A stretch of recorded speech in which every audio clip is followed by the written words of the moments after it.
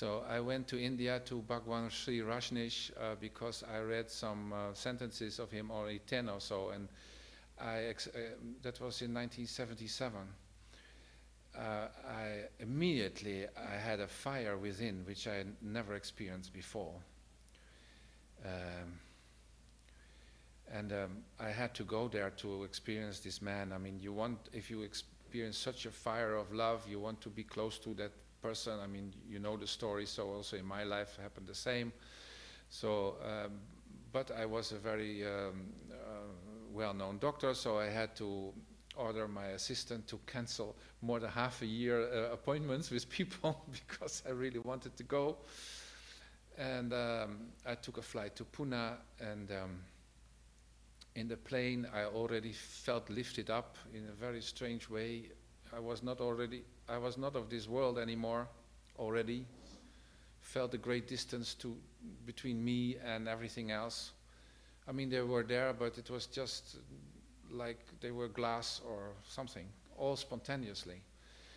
And I came there, and I did not participate in the therapies, and I attended some lectures, and in one of the lectures this man looked for at least 2 minutes or so, which is a long time because it was an interruption of his lecture, and looked at me exclusively, and I realized he looks through me and I have no obstacle there. I mean, I'm nothing. He can just look through me. He had this big eye, huh? You know that, huh? This man. And I realized, oh, I have no substance. And the next day in the garden, energy lifted up from my feet spontaneously, slowly, leaving behind no feeling at all, and became lifted up to here, and in the end, my consciousness was only here, and everything under I had no contact with. It was just like I had no body. And then intuitively I knew I'm going to be destroyed, and at the same moment there came some transcendental lightning into this circle, and I wasn't there for I don't know how long, because I was destroyed. My whole being was destroyed. So absolute blackness or whatever. And immediately after, this had probably lasted a split second or so, I felt myself dissolved in light of a supernatural character. Eternal, without limits and without time.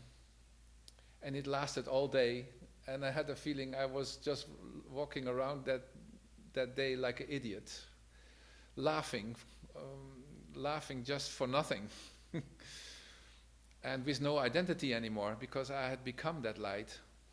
And light was everywhere. Everything was in that light. Also the birds and the plants and the other people, everything were in that light. So it was unbelievable. And the same night I woke up and I was in the ocean of horror. Everything happened within 24 hours. What they call in the mother religion from Sumerian, so to go into the underworld, Inanna going into the underworld, losing her 7 garments. There's also seven things, very remarkable. She had to lose 7 layers, and then had to face the god of the underworld naked. So that is what I experienced also. So everything disappeared, no thinking anymore, no body awareness anymore. Smell of a dead body I had within a split second. Incredible fear, incredible horror for many hours I found myself in. Usually fear is inside, but this was an ocean of fear in which I was in. Okay, the only thing that could help me, and that is in favor of Zen and Vipassana. I always thought these people were very intelligent, huh? The only thing that could keep me upright and could prevent me from dissolving into that ocean of horror was to sit upright, like a meditator, like a Zen meditator. And I couldn't move myself either this way or that way, because then immediately the fear jumped on me, and the fear of dissolving also. And I knew that if my awareness should also disappear into that horror, that I would either die or become psychotic. That I knew intuitively. So I've been sitting there the whole night in Zen position. And in the morning, my awareness grew and grew and grew and grew. And with the growing of my awareness, the horror disappeared slowly, slowly, slowly. And from that moment on, I know spiritually there is a death, spiritual death. I mean, some traditions talk about it.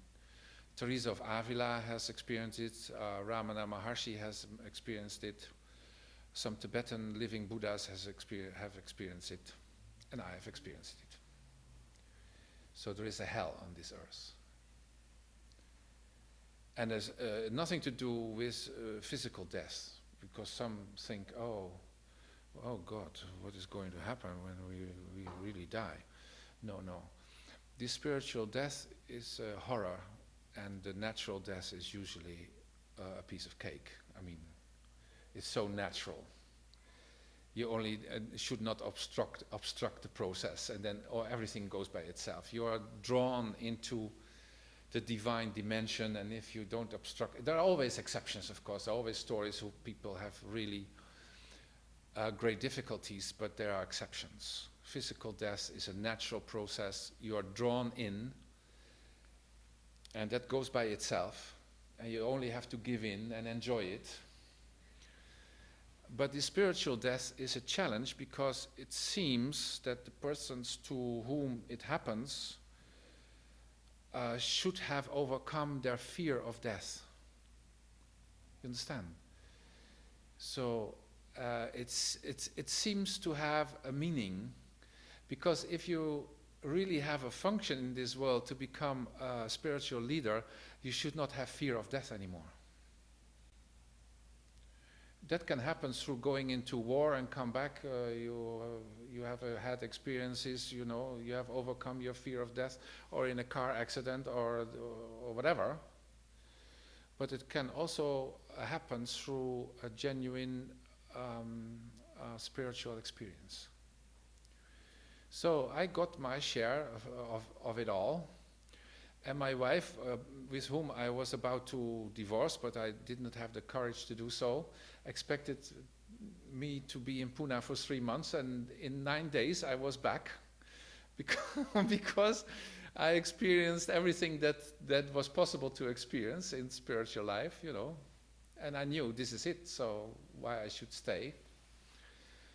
And then, of course, we had our divorce immediately, and I went to the government, refusing the military. I mean, I had the courage from that time on to do things which previously I was not able to do. Too great a cowardice. Cowardice, you say?